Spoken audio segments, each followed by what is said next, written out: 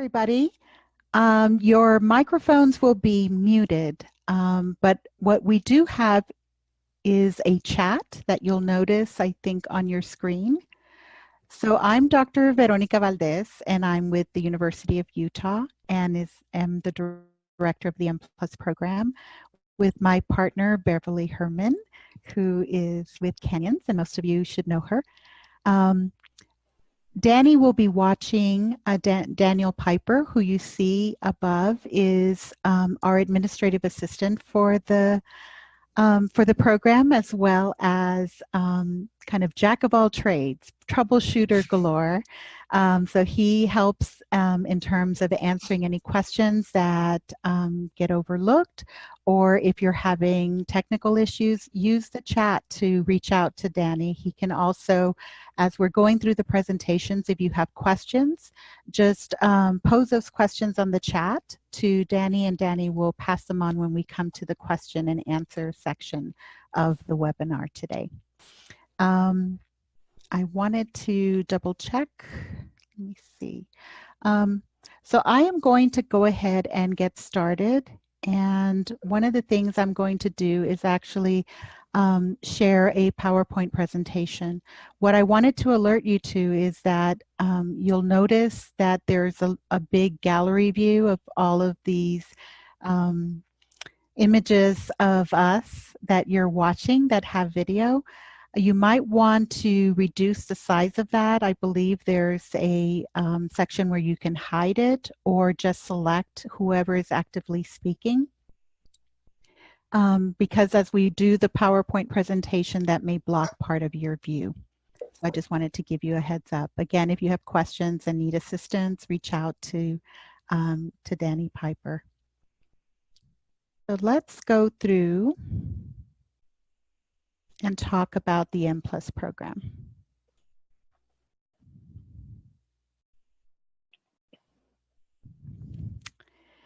All right, so this is a partnership that was established between the University of Utah and Canyons District, and it actually is focused on obtaining the ESL endorsement, but actually offers 2 tracks.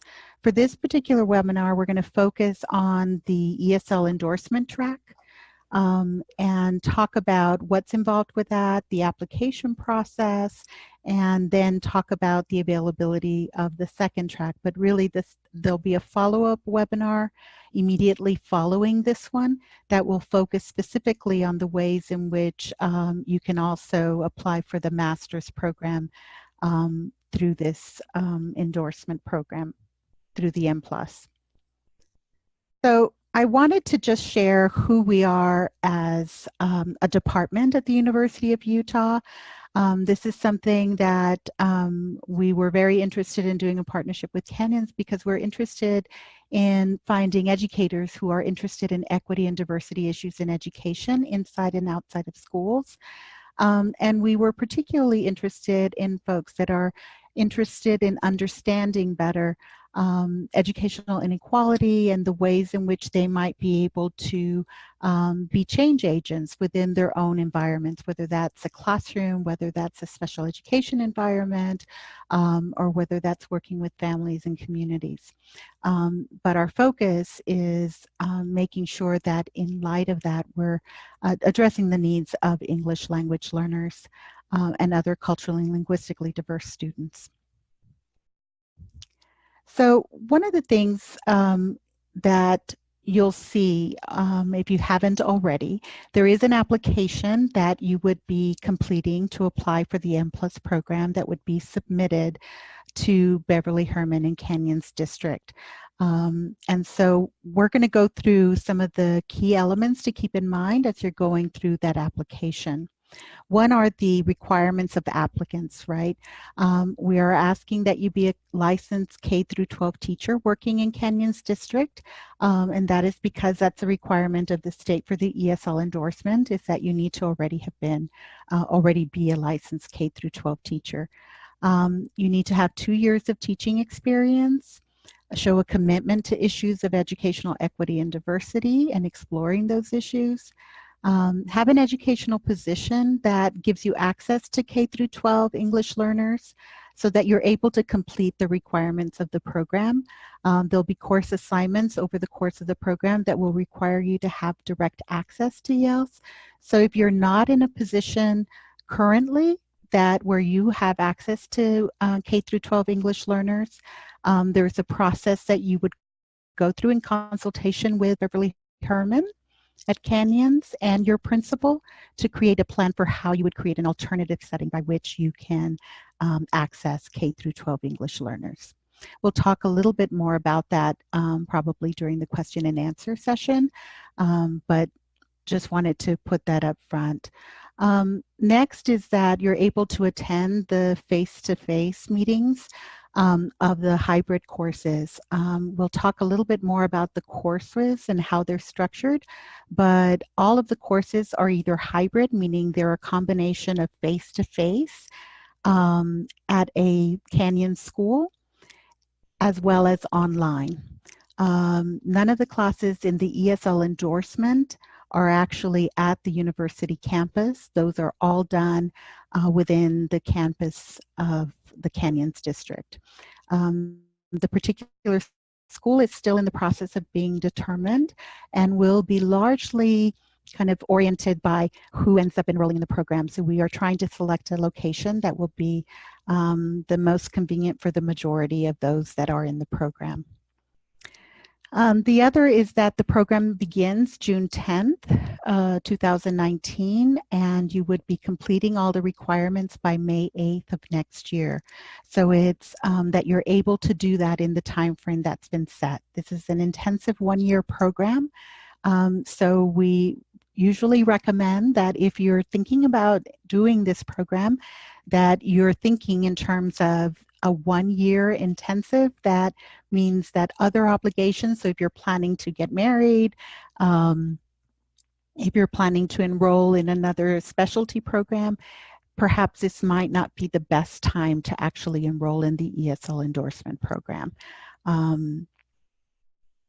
So I want to talk a little bit about the conditions of receiving the subsidy. As you know, this is a free program for you as a Canyons employee, and to basically Canyons is paying for the full cost of you receiving the ESL endorsement. But there are some requirements with that, and one is that you continue to abide by the district code of conduct, that if you're withdrawing or planning or at some point need to defer for some reason, that you contact Beverly Herman to apply formally for withdrawal and deferment. Part of that application process that will involve you having a conversation about repaying and reimbursing Canyons District for that subsidy, or for making arrangements for when you will re-enroll if you defer. If you do not have access to ELs, then like I explained earlier, you'll need to make alternate arrangements. So you'd actually meet with your principal and with Beverly to make sure that those arrangements are made and that you are set in terms of making sure that you have access to an alternative setting if needed to get your contact hours with ELs, with English learners.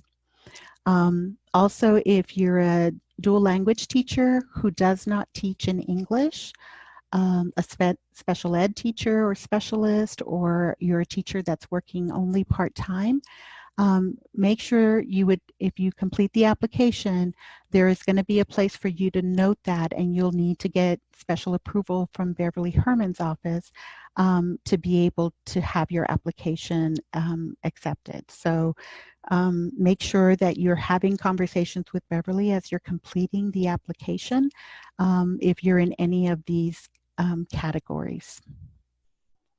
And Beverly, feel free to add in if there's anything that you want to add to what I'm saying. So Veronica, one of the things that I will add is I know a lot of people have already asked me about when we'll have those meetings. Once we get through the applications, if you're in that situation, I'll reach out to you and your principal and ask for some dates, and we'll schedule them after spring break. Yes, we are going to be doing everything possible we try to respect actually holidays and including spring break of when the district holidays are happening whenever we have made the schedule for this program. So that is one thing that we have coordinated together. So you can rest assured that if there are holidays that are scheduled in the Canyons district, those holidays will be honored in the course of the program.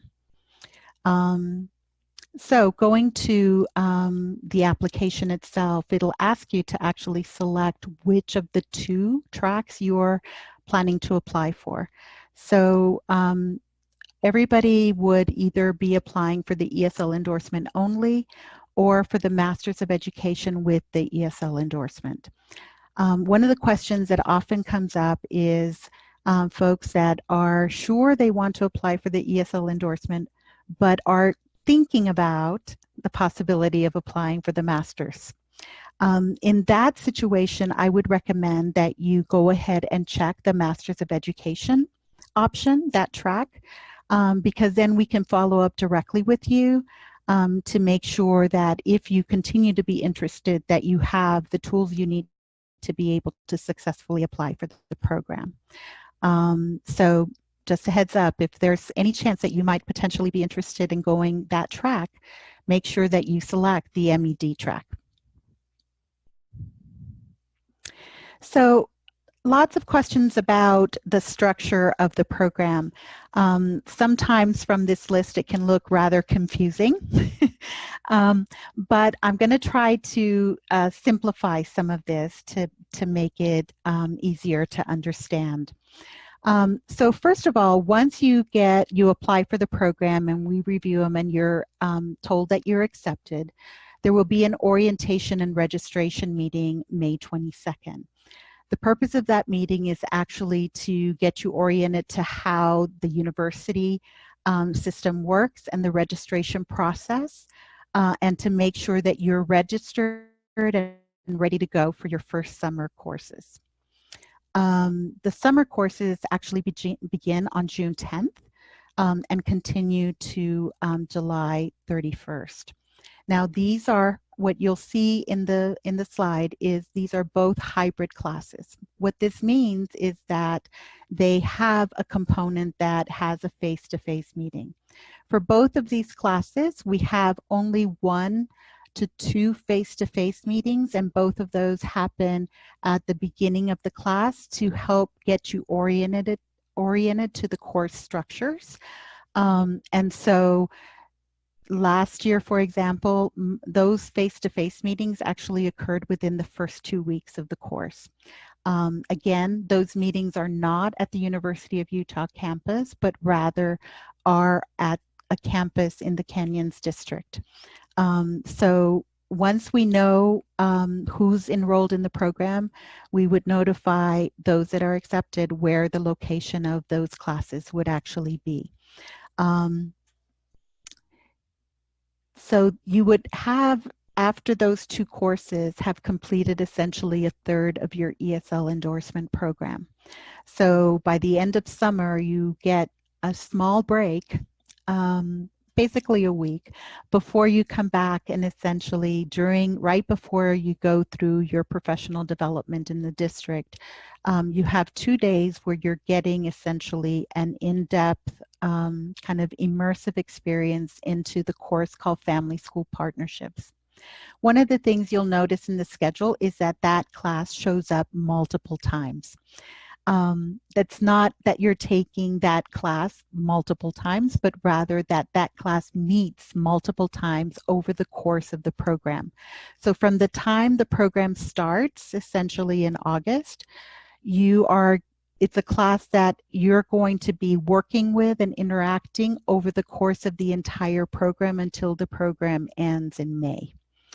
And so on August 6th and 7th, you're having 2 full days face-to-face meeting at a location in Canyons District, where you're going to get essentially the overview of the foundational theories and research that's been done around family school partnerships. That course is structured for you to then use that information to begin to develop a plan that you're going to implement over the fall semester with your teacher-parent conferences, with the activities that you're planning to do with families as part of your partnership activities.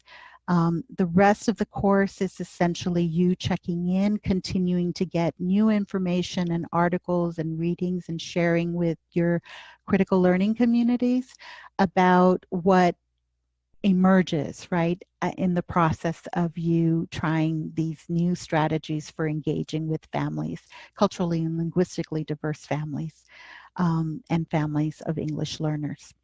So that structure you'll notice is you'll have a few those initial face-to-face meetings.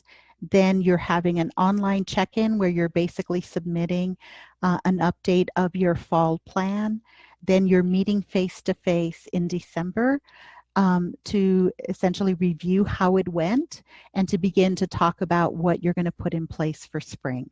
And that structure continues through the spring semester until the very end in May, when you'll be essentially doing a reflection about how this went, what you learned from it, and next steps. So essentially what that means is in fall semester, you're working with that family school partnership and in implementing the ideas and the frameworks and research that's been done in that area. In addition, beginning at the end of September, you're starting what's called the Assessment of Linguistically Diverse Populations course. This is another hybrid course where you're essentially meeting online for the majority of the time with only 3 face-to-face meetings. The actual dates of those are still in being determined. So we should have all of these dates finalized in the next month. So we'll actually, those of you that registered, we will actually give you information in a month that will update the actual dates that we set for those face-to-face meetings. So then we go into spring semester.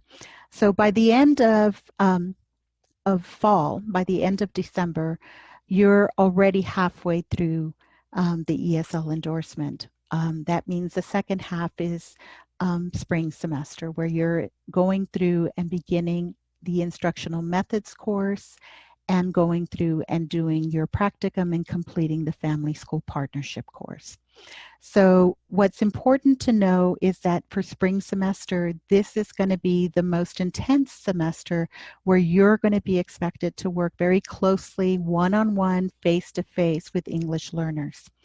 And so it's important for you to have ideas already in fall about where, if you're not going to be working with English learners in your classroom, you really need to have that in place before January begins so that you're ready to go for spring semester. By the time May comes around, you're done with the program, and by summer, in June of 2020, you would then be submitting a transcript with the state application and submitting that to the Utah State Board of Education for you to obtain your ESL endorsement. So essentially within 1 year, you'd be done. So what does this cost you? So one of the things is this is fully subsidized by Canyons District. If you were to come to the University of Utah to only get your ESL endorsement as a non-matriculated student, you would be paying over $9,000 for this program. Instead, through the arrangement and the partnership that we've done and the subsidy that Canyons provides, you're actually paying nothing out of your pocket. So I wanted to, that's just a quick overview. I want to open it up to questions, and maybe I can unmute if there are particular people that would like to contribute or ask questions. Danny, were there some questions that emerged? There weren't any questions, but I think if somebody has one, maybe they can write their name in the chat so that you know who to unmute. but there weren't any questions in the chat. Okay, so I'm going to stop the, I want to just also put up our contact information real quick, so that if folks would like to reach out to us also after this, that they can. I want to also, maybe Danny, you can also type in our email addresses, our names and email addresses in the chat room to share with everybody, so that I can actually stop share of this particular PowerPoint and they can actually see us.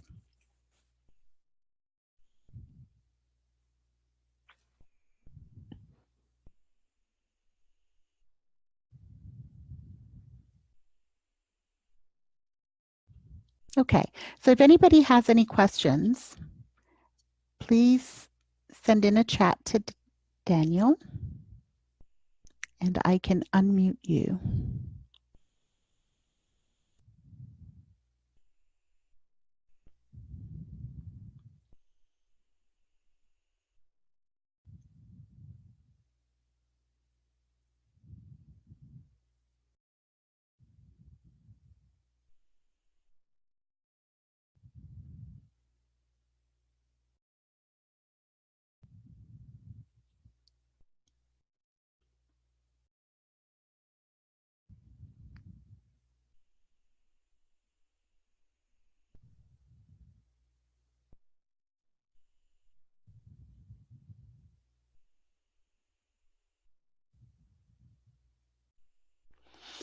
Okay, great question. I see Johnny asked the question about, on the PowerPoint, it said M plus ESL, but you were saying ESL endorsement and it seemed like it would only take a year. Is the master's program 1 year or is the ESL program 1 year, or are they both 1 year? Great question.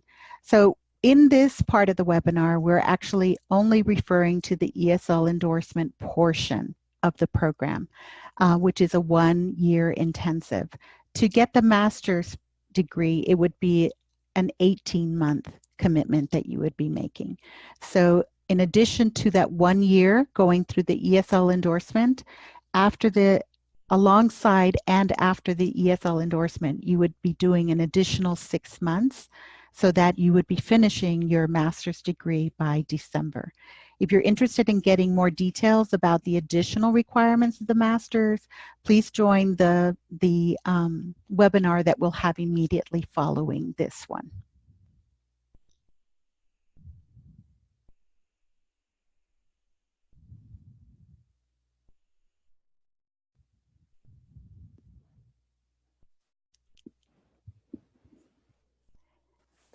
Veronica, it might be helpful to mention as well, the M Plus program is comprised of both tracks, and it always confuses people because you see M and you think masters.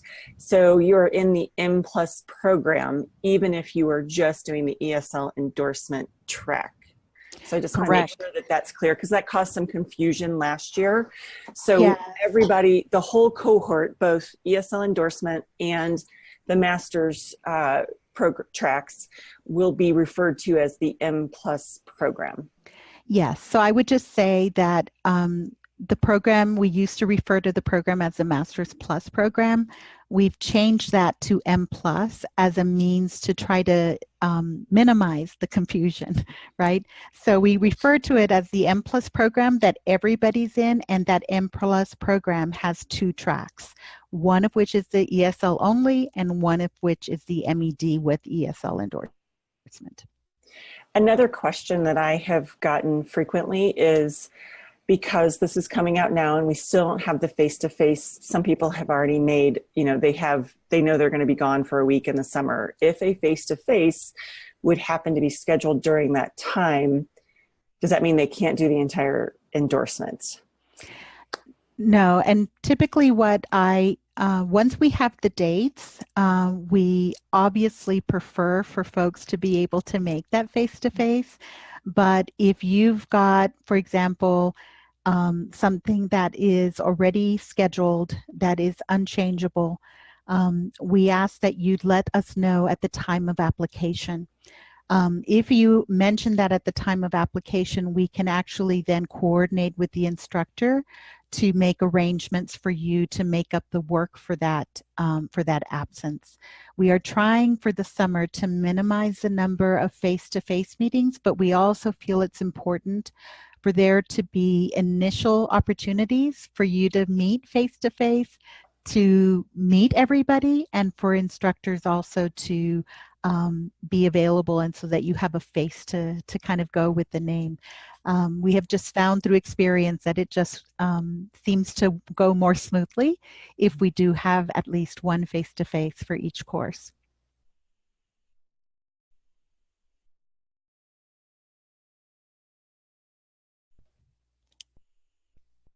Any other questions?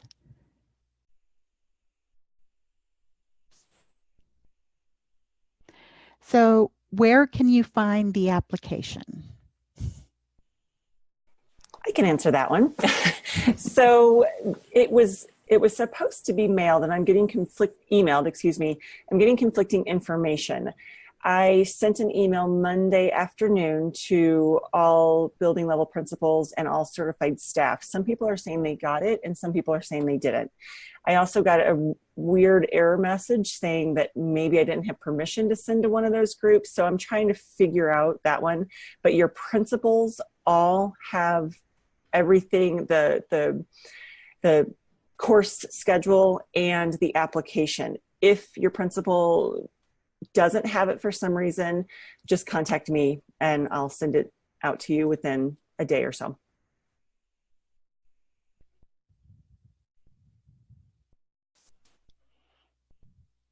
Other questions?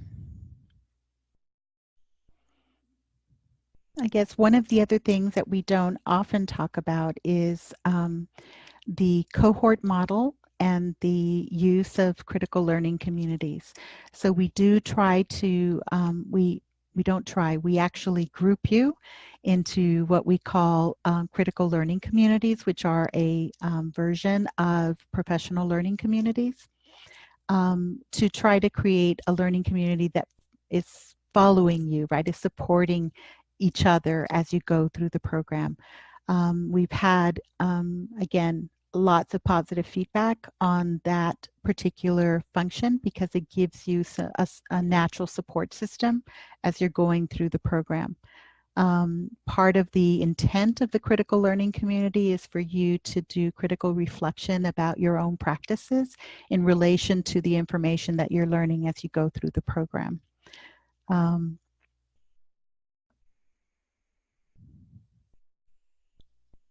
to think, anything else?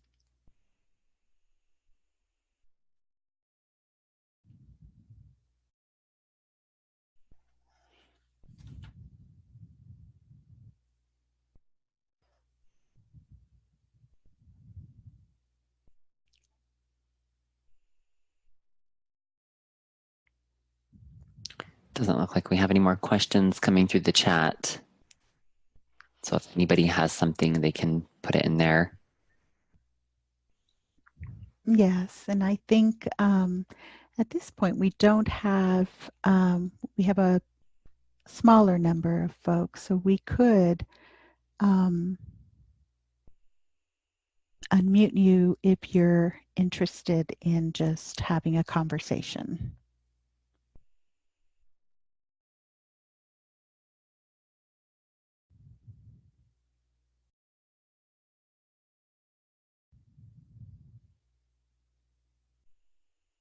Will there be textbooks that we need to purchase? That's a great question, Johnny. I think one of the things that we have done, and that as part of our partnership with Kenyans, is that is actually part of the textbooks are actually available for the ESL endorsement and are part of what is subsidized. So for the ESL endorsement portion of the coursework, there is no textbook cost. Those are actually included as part of the program. If you're going through the master's program, once you enter into the master's program, any courses that are required by those instructors would need to be purchased. There are, however, only, I'm trying to think if there's, actually, I think there's only one course that you would end up purchasing textbooks for, even for the master's degree, because I believe the Intro to Critical Cultural Studies is all assigned readings that are provided by the instructor. Can I clarify? We rent, we check out the books that are needed. Exactly. So we don't necessarily buy them and provide them forever, but you will have all of the textbooks you need, that they will be returned then at the end of your ESL endorsement. Great clarification, Beverly.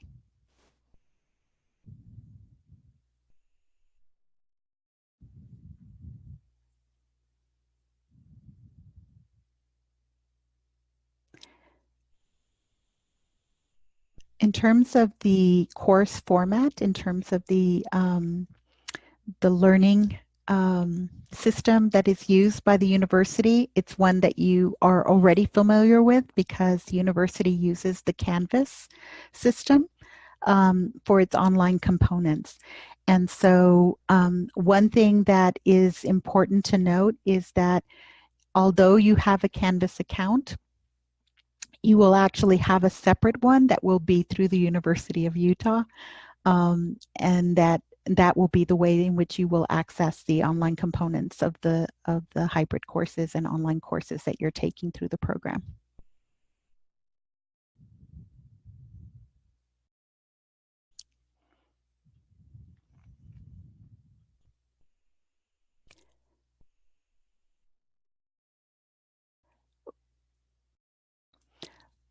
One thing that I would recommend as well is that as you, when you submit your application for the program, if you're a person that feels uncomfortable with technology, for example, I would recommend making a note of that so that we can make sure and provide some supports to get you up to speed and make sure that you don't have that as an impediment to being able to fully access the courses.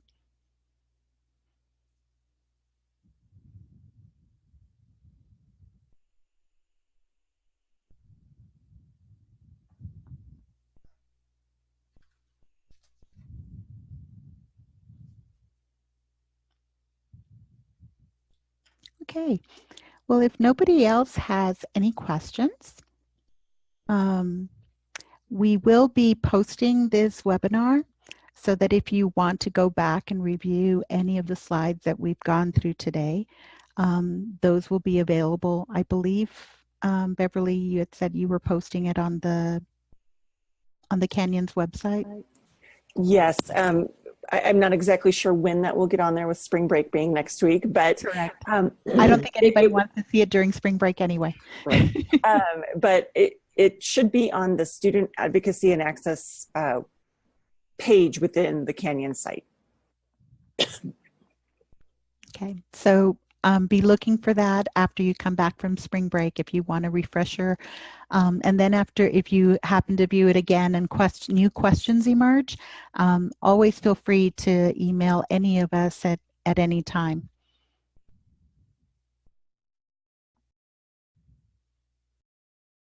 So if there are no other questions, I think we will say goodnight.